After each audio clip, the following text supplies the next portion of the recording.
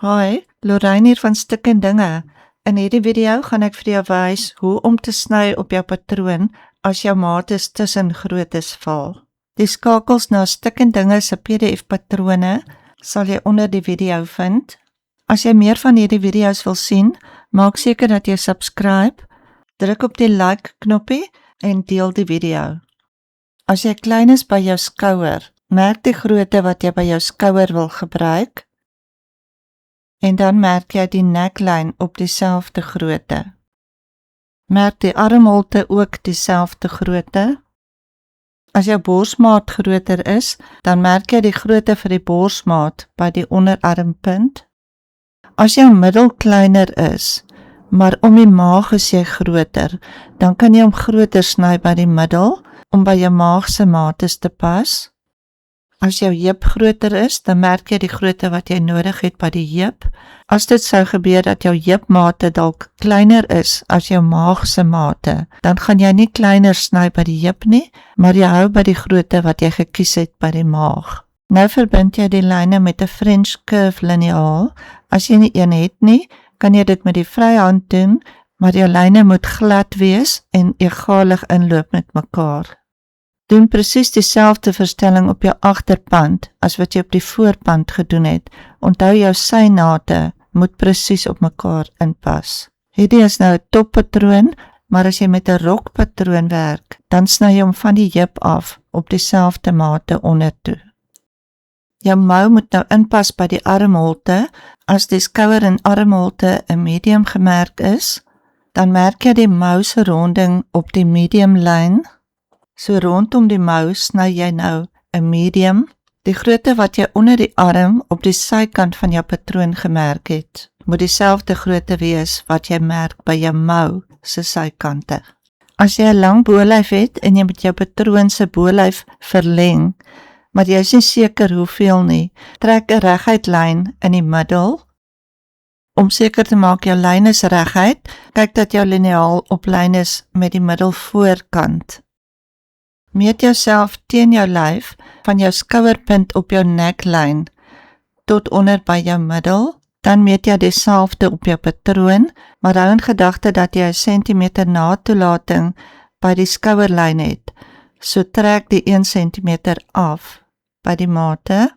Dan werk jy nou uit wat is die verskil tussen die twee, en dit is die hoeveelheid wat jy gaan moet inlas by die langer of korter lyn. Sny jou patroon deur op die langer of korter lyn. Nou het jy ekstra papier nodig wat wyer is as jou patroon en ook langer as die deel wat jy moet inlas. Trek 'n reguit lyn op die kant van die papier. Dit sal die middelvoor of agterlyn wees.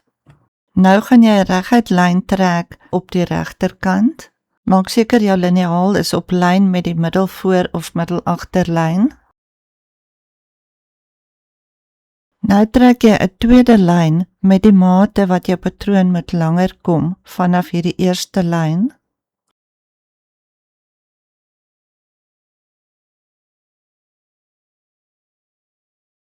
Die twee patroondele moet nou op hierdie lyne vasgeplak word. Die middelvoorlyne moet nou in lyn met mekaar wees.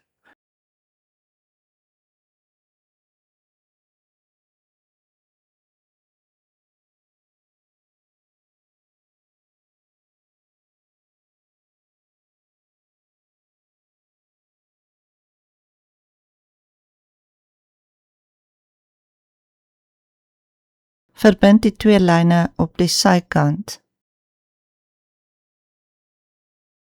Nou kan jy die oortollige papier afsny.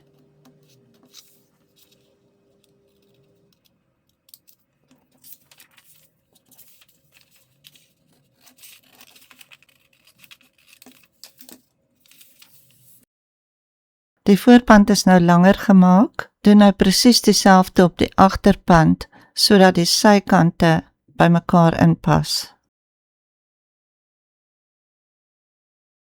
As jy 'n korter bolyf het, dan moet jou patroon nou weer ingeneem word by die bolyf. Meet hoeveel jou patroon moet korter kom by die bolyf, dan meet jy hierdie mate bo die langer of korter lyn en trek 'n lyn daar.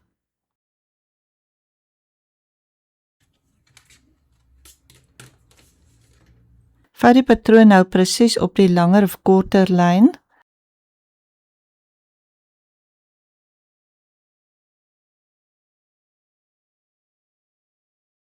Dan moet hierdie vou presies op die volgende lyn geplaas word. Druk die papier plat en plak dit vas.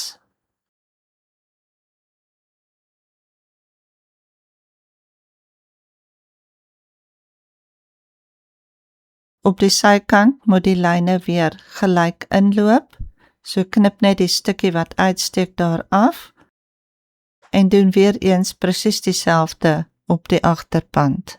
As jou onderlyf langer is, met ander woorde as jy langer bene het en jy wil jou patroon langer hê onder toe, maar die bolyf is reg, dan doen jy presies dieselfde op die onderlyn. As jy 'n patroon het wat glad nie 'n korter of langer lyn het nie, dan kan jy jou eie lyne intrek en daarna werk, maar maak net seker dat jy die voorpand en die agterpand se lyne presies op dieselfde plek intrek.